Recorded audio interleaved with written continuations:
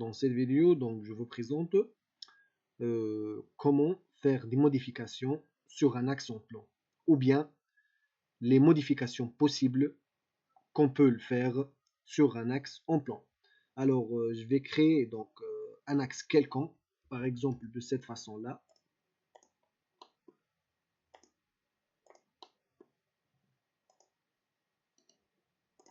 Et on va voir comment on va faire des modifications sur cet axe plutôt.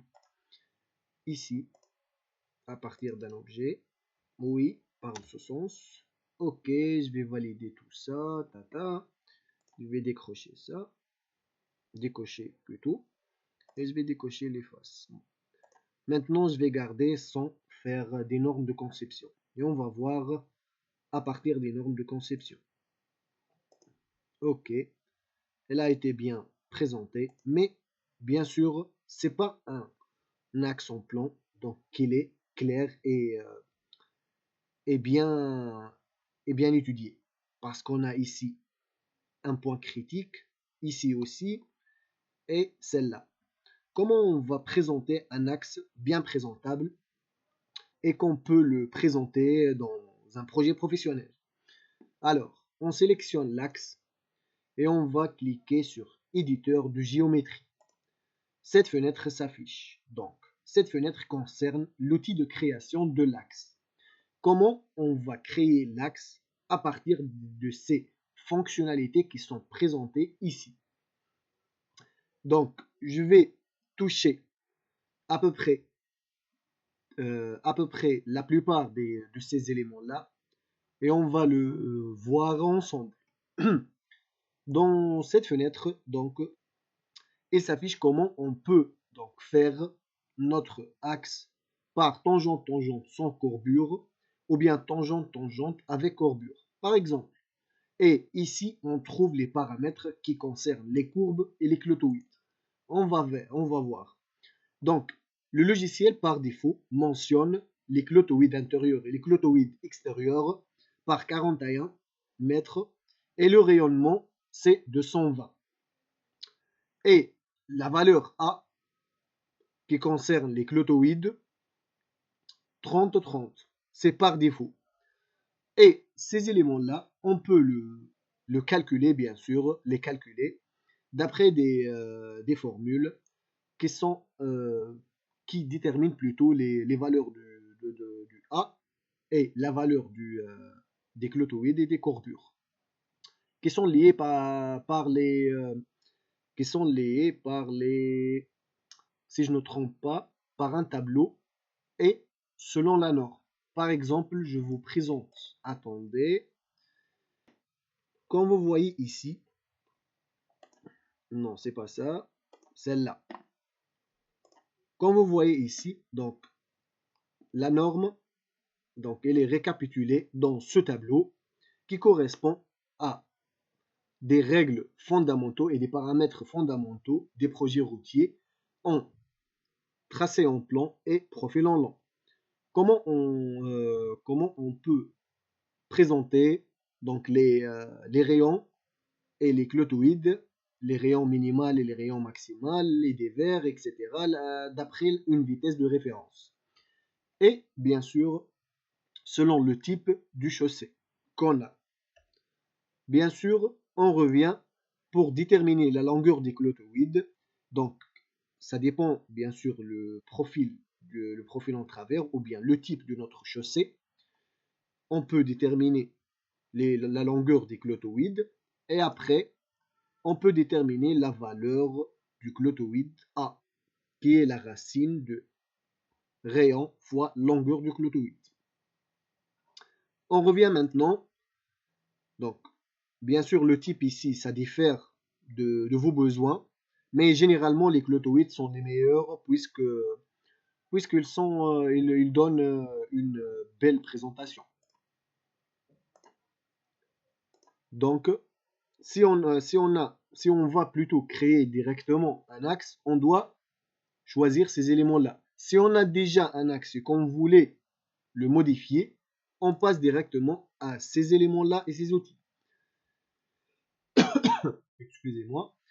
Donc, ici, on trouve insérer un pays. C'est-à-dire, on doit présenter des points. Plutôt, on va ajouter des points dans notre axe. Par exemple, celle-là, elle va l'ajouter. Celle-là, si on voulait bien sûr les supprimer, on clique ici, on le choisit, c'est bon, c'est bon. Si on voulait décomposer donc notre courbe ou notre axe, on va donc toujours on doit suivre ce qu'il est mentionné dans la barre de commande. Excusez-moi. Donc choisissez un point proche à diviser, par exemple d'ici vers ici. Vous voyez, c'est bon. Déjà, elle a découpé notre route. Et notre axe plutôt. Ces flèches-là, elles présentent comme le contrôle Z. C'est l'annulation ou bien le rétablir.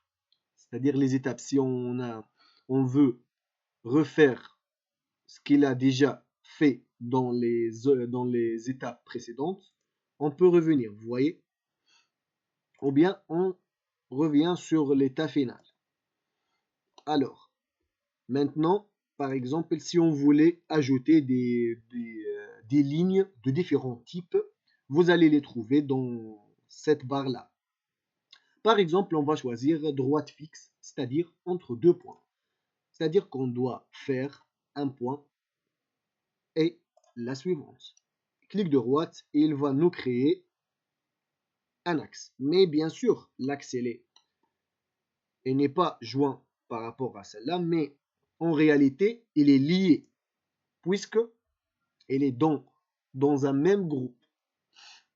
Alors, par exemple ici, droite fixe, on l'a déjà vu à peu près comme celle-là, mais on doit contenir par exemple des points ou bien des entités pour déterminer un ajustement optimal d'une droite. C'est-à-dire si on a des points d'ici, par exemple ici, ici, ici, il va faire une optimisation entre ces points-là. Alors, et celle-là correspond à faire des courbures de différents types et de optimiser notre courbure ou bien les courbures pour une belle présentation et un beau rendu. Mais dans ces barres-là, les plus utilisés, ce sont ces éléments-là. Le raccord de la courbe libre entre deux entités et on mentionne le rayon, ou bien entre deux entités et on fait un point de passage. Donc, je vais les utiliser. Par exemple, ici, on voulait faire une courbure pour affiner notre axe. Je vais choisir la première entité, la deuxième. Il nous indique ici comment on voulait le faire. Est-ce que l'angle inférieur à 180 ou bien supérieur à 180? On voulait le faire inférieur. Est-ce que le rayon 120 mètres, on peut choisir, on va dire 120. On clique, vous voyez, elle a créé notre entité. Si on valide, donc on clique droite. Après, on revient par exemple ici. On va utiliser l'autre. On doit choisir ici et celle-là. Vous voyez?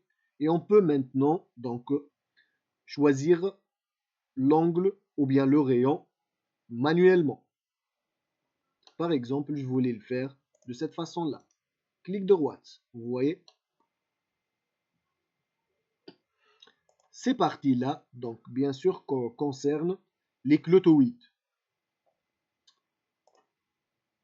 Bon, on n'a pas réellement des clotoïdes ici, mais si vous avez des clotoïdes et vous voulez donc les modifier, celle-là et celle-là, ça correspond à des clotoïdes. Et dans cette zone-là, on peut créer des clotoïdes et des cercles, mais on fait très attention dès le début d'après les normes de conception qu'on voulait le faire. Par exemple, on a des clotoïdes en S, etc. On a plusieurs choix pour modifier et faire notre, ou bien nos calculs, ou bien nos rayons. Par exemple, ici normalement, c'est l'outil la plus utilisée pour les clotoïdes libres et courbes clotoïdes libres entre deux entités. On va l'essayer.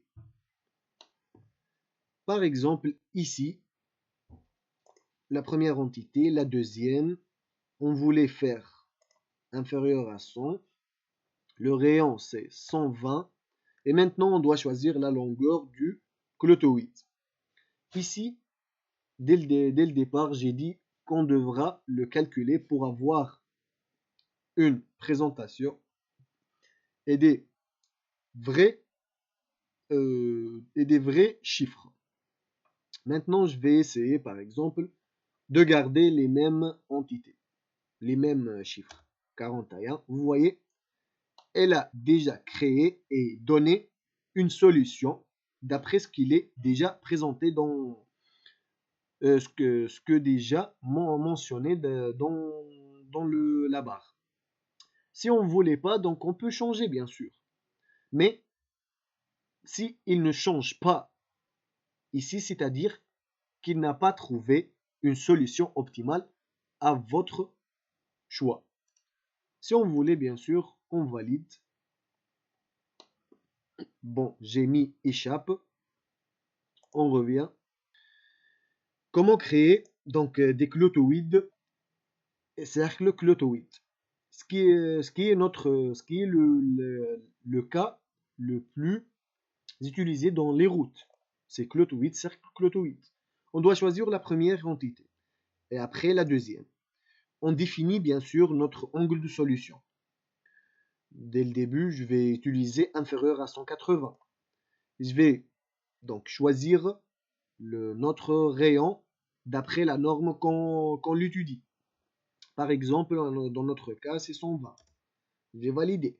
Maintenant, je vais choisir la clotoïde intérieure. Je vais le garder 41.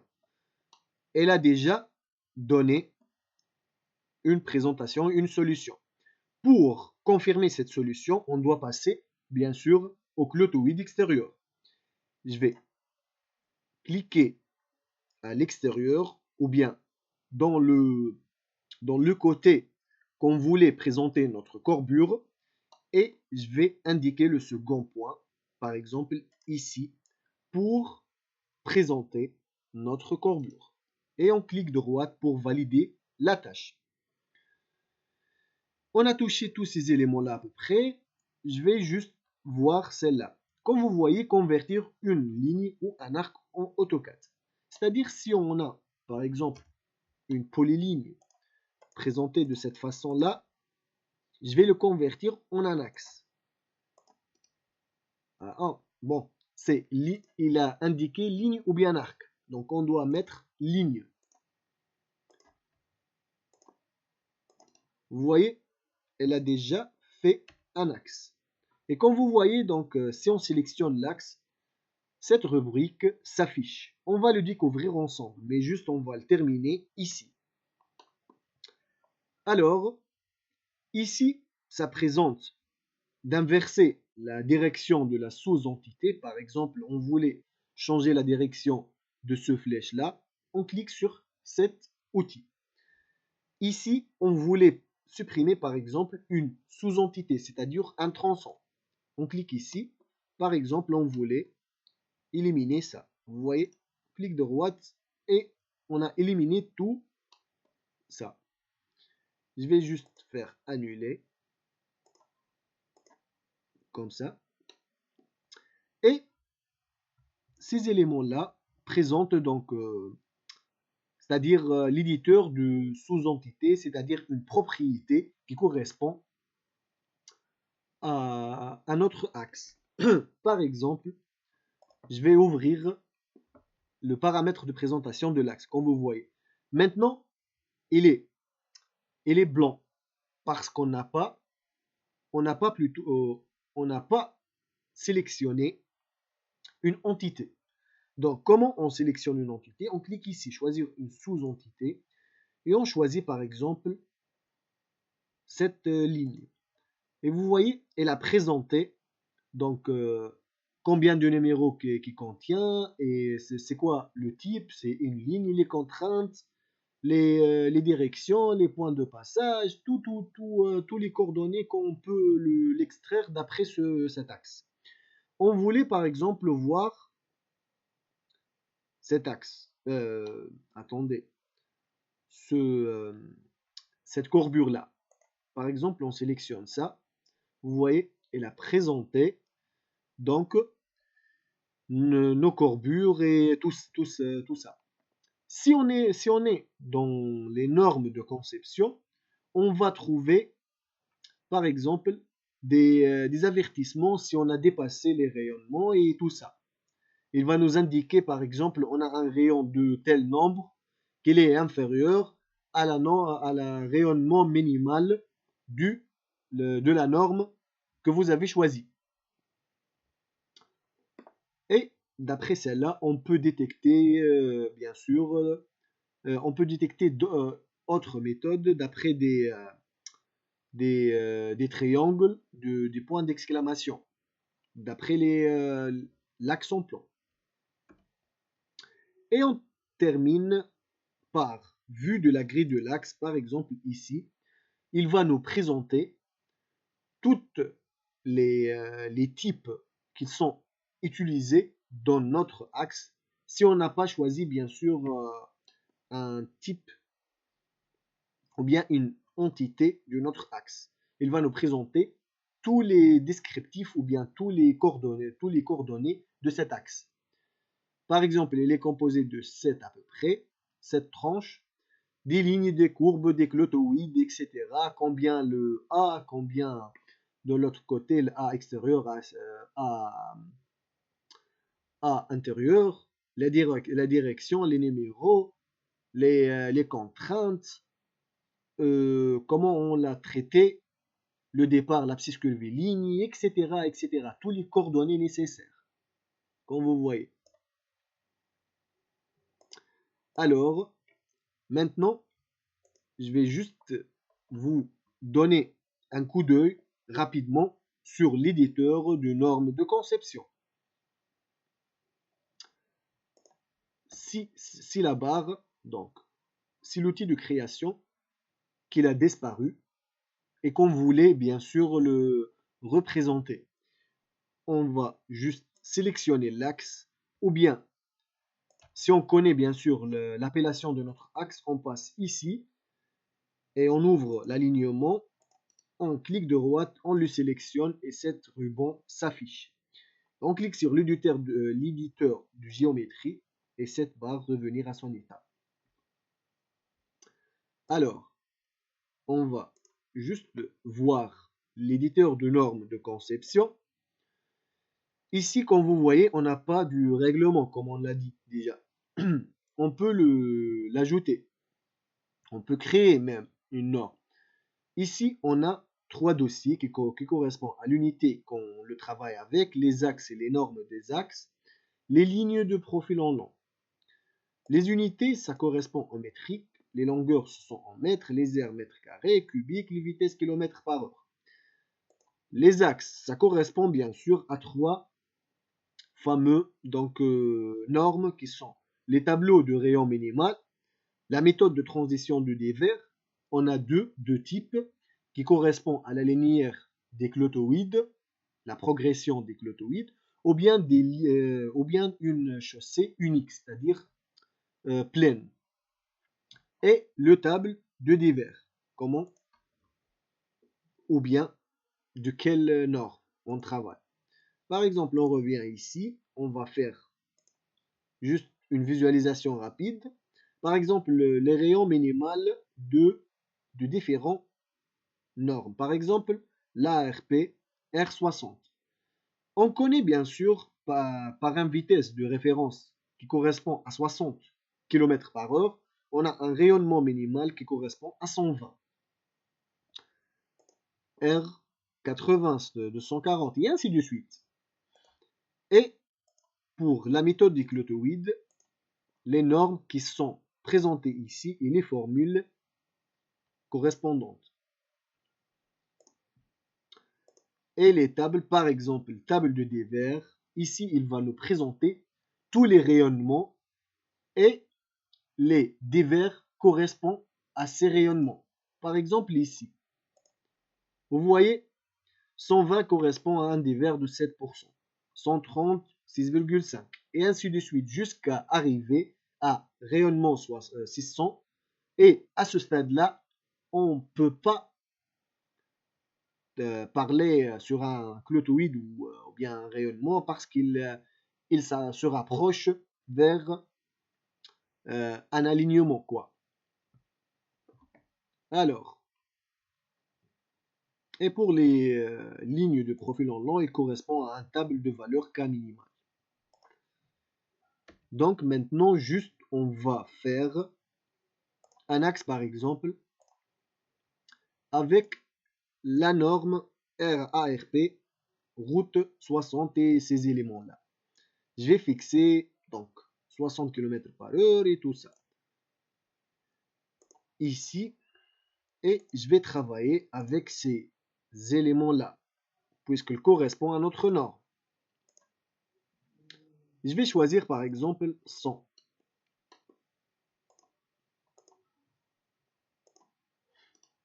Comme vous voyez, donc on a bien créé. Donc ici, attendez, je vais créer. Attendez, je vais faire comme ça.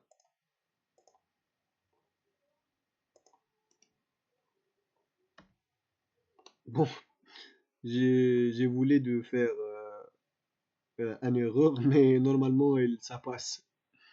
En tout cas, je vais juste me vérifier ici. Vous voyez, malheureusement. Donc déjà on a un rayon qui correspond à qui est plus de 120 mètres de rayonnement. On a 140 134. Donc on est bon. Comme vous voyez, donc c'est ça la différence entre la norme et son norme. Son norme, on peut le personnaliser comme vous voulez. Mais si on travaille bien sûr sur un norme bien déterminé, on doit suivre ce qu'il est mentionné dans la norme. Et si on a des erreurs ou bien des avertissements, on fait très attention de les corriger. Alors, normalement, cette vidéo se termine à ce stade-là. On se voit dans une autre vidéo et merci pour votre attention.